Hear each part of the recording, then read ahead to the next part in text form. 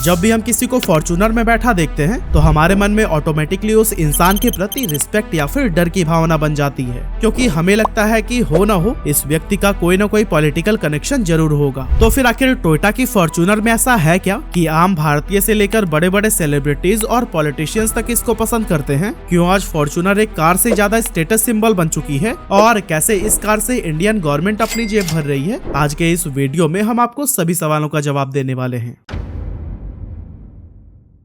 दोस्तों, साल था 2009 जब टोयोटा ने पहली बार फॉर्च्यूनर को इंडिया में लॉन्च किया था। उस समय इसकी प्राइस करीब 20 लाख हुआ करती थी, जो आज के समय में बढ़कर 50 लाख को भी पार कर चुकी है। यानी कि सिर्फ 14 सालों के इंटरवल में ही इस कार की कीमत 2.5 टाइम्स बढ़ चुकी है। जबकि महिंद्रा की स्कॉर्पियो, जो इंडिया की one of the most popular cars में से एक है, उसकी कीमत इस टाइम फ्रेम में डबल भी नहीं हुई है। वैसे तो हम इंडियंस महंगाई का अंदाजा पेट्रोल की प्राइस से लगाते हैं, लेकिन फॉर्च्यूनर की प्राइस हाइक पेट्रोल को भी बीट करती नजर आती है, क्योंकि अगस्त 2009 में पेट्रोल का प्राइस 45 रुपए हुआ करता था, जो आज करीब 100 रुपए हो चुका है। मतलब कि इसने भी 2.2 टाइम्स से ज्यादा की जंप नहीं लगाई है। तो आखिर फॉर्च्यूनर में ऐसी क्या खास बात है कि इंडिया जैसे प्राइस सेंसिटिव मार्केट में भी यह कार लोगों के लिए एक सपना जैसा है, जबकि इसमें ना तो बहुत ज्यादा कुछ एक्स्ट्रा एडवांस फीचर्स हैं और एक्सपर्ट्स भी इसे ओवर प्राइस कंसीडर करते हैं।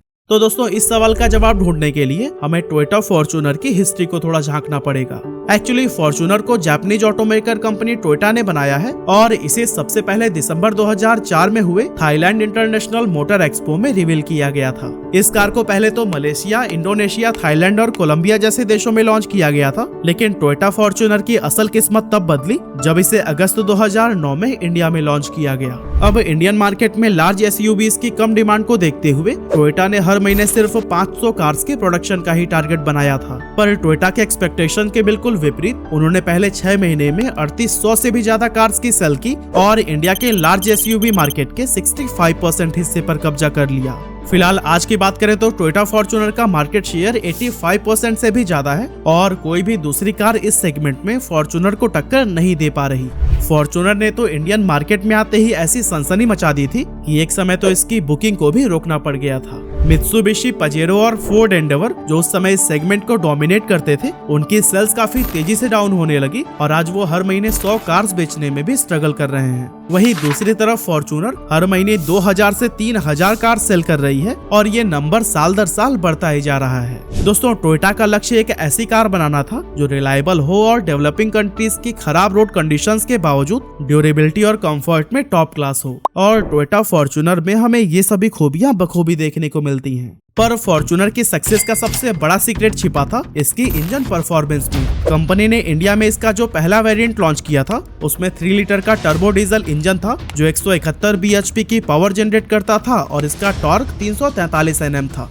bhp यानी ब्रेक हॉर्स पावर इंजन की वो पावर होती है जिसे बिना पावर लॉस के कैलकुलेट किया जाता है। यहाँ पावर लॉस का मतलब हीट और नॉइस के कारण कम होने वाले इंजन की पावर से है। वही टॉर्क हमें बताता है कि एक कार कितने वेट के साथ में आगे बढ़ सकती है। टेक्निकल टर्म्स में आगे बढ़े तो सिंपल वर्ड्स में यही कहा जा सकता है कि फॉर्च्यूनर का इंजन सच में बेहद पावरफुल था और ये इंडिया में इसकी मैसिव सक्सेस का मेन रीजन भी बना। अब आज के समय में देखें तो टोयोटा ने फॉर्च्यूनर के इंजन को और भी ज्यादा अपग्रेड कर दिया है और इसकी पावर और एफिशिएंसी नेक्स्ट लेवल पर पहुंच चुकी है। फॉर्च्यूनर की पॉपुलैरिटी का दूसरा मेन रीजन है इसका लुक्स और ऑन रोड प्रेजेंस। जब भी आप किसी को फॉर्च्यूनर में बैठा हुआ देखते हैं तो आपके मन में ऑटोमेटिकली उस व्यक्ति के प्रति रिस्पेक्ट क्रिएट हो जाती है, क्योंकि आपको लगता है कि इस व्यक्ति का कोई न कोई पॉलिटिकल कनेक्शन जरूर होगा। फॉर्च्यूनर के मस्कुलर लुक्स इसके पावर और डोमिनेंस को भी बखूबी दिखाते हैं और आप बिलीव नहीं करेंगे कि भारत में इस कार की प्राइस दूसरे किसी भी देश के कंपैरिजन में 10 से 15 लाख रुपए ज्यादा है, पर फिर भी इंडिया के लोगों को इससे कोई फर्क नहीं पड़ता और ज्यादातर लोग इस कार को खरीदना पसंद करते हैं।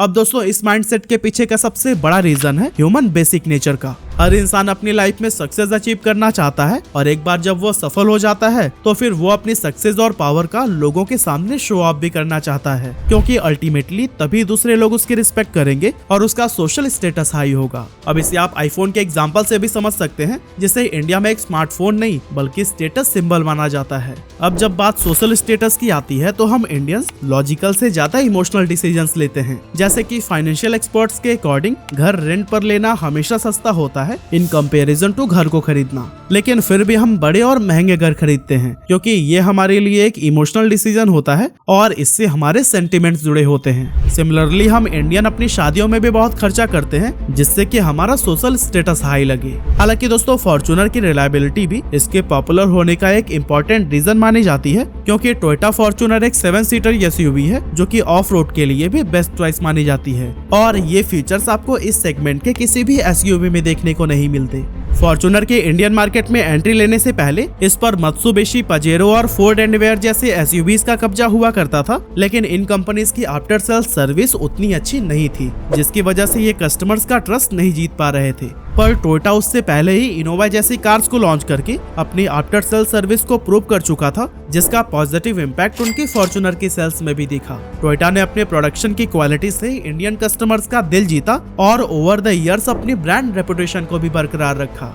अब दोस्तों वेस्टर्न कंट्रीज के अपोजिट भारत में आज भी ज्वाइंट फैमिली का कल्चर है जिसमें काफी सारे मेंबर्स होते हैं और हम एक दो नहीं बल्कि ग्रुप में ही ट्रिप पर जाना पसंद करते हैं। टोयोटा फॉर्च्यूनर में लेग रूम, हेड रूम और लगेज स्पेस भी पर्याप्त है जो इसे लॉन्ग जर्नीज के लिए परफेक्ट कार बनाता है। और दोस्तों last but not the least, Fortuner की हाई डिमांड और पॉपुलैरिटी के पीछे एक बड़ा रीजन ये भी है कि इस कार की सेकेंड हैंड मार्केट में भी अच्छी खासी वैल्यू है। अगर हम BMW की बात करें तो सेकेंड हैंड मार्केट में इसकी प्राइस ओरिजिनल प्राइस की करीब 35% तक ही होती है, लेकिन टोयोटा फॉर्च्यूनर के केस में ये 70% तक है जो कि इसे एक बेस्ट डील बनाता है।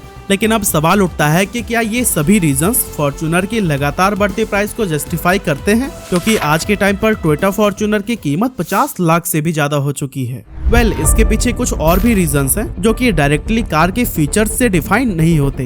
एक्चुअली जब भी किसी कंपनी का एक प्रोडक्ट उसके लिए हाई मार्जिन और हाई ब्रांड वैल्यू लाता है तो अल्टीमेटली कंपनीज दूसरे प्रोडक्ट्स पर कम फोकस करने लगती हैं। और दोस्तों टोयोटा के केस में भी सेम यही हो रहा है। फॉर्च्यूनर की हाई डिमांड और ब्रांड वैल्यू को देखते हुए टोयोटा अपना पूरा फोकस और रिसर्च एंड डेवलपमेंट इसी एक कार पर ही दे रहा है। अब क्योंकि ये सब करने में टोयोटा के रिसोर्सेज ज्यादा खर्च हो रहे हैं, इसीलिए वो कार के प्राइस को भी इंक्रीज करते जा रहे हैं। फॉर्च्यूनर की प्राइस बढ़ने का एक बड़ा रीजन कोरोना पेंडेमिक भी था जिसने ग्लोबल लेवल पर सप्लाई चेन्स को खासा नुकसान पहुंचाया।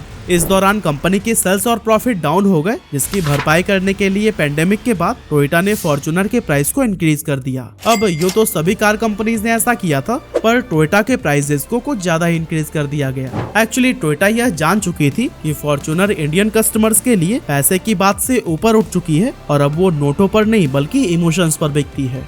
हालांकि अगर आप यह सोच रहे हैं कि फॉर्च्यूनर की सेल्स से सबसे ज्यादा पैसा जापान की कंपनी टोयोटा कमा रही है, तो फिर यह आपकी सबसे बड़ी भूल है।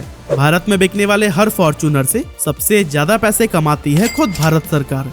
एक लग्जरी प्रोडक्ट होने की वजह से इस कार को 28% जीएसटी के स्लैब में रखा गया है, जो कि भारत में जीएसटी का हाईएस्ट स्लैब होता है।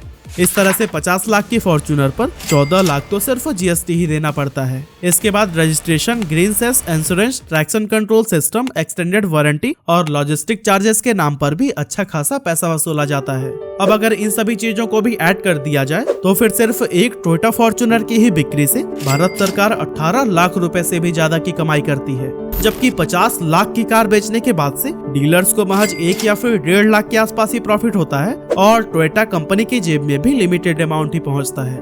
उम्मीद है कि महंगा होने के बाद भी फॉर्च्यूनर क्यों इतना फेमस है, यह बात आपको समझ आ गई होगी।